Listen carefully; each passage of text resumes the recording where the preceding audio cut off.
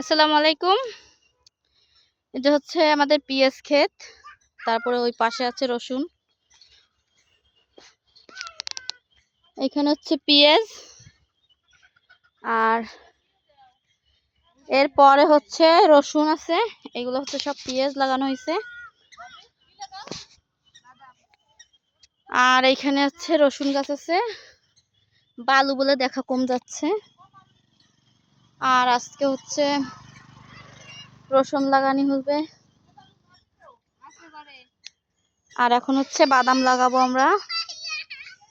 এই যে হচ্ছে বাদামের জন্য কুটা দিয়ে দাগ দেওয়া হয়েছে। আর এই যে হচ্ছে বাদাম, এইগুলো লাগানো হবে। গাছ যখন বড় হবে তখন আবার ভিডিও দেব। আর এই পাশে হচ্ছে লাল শাক আছে, মূলা।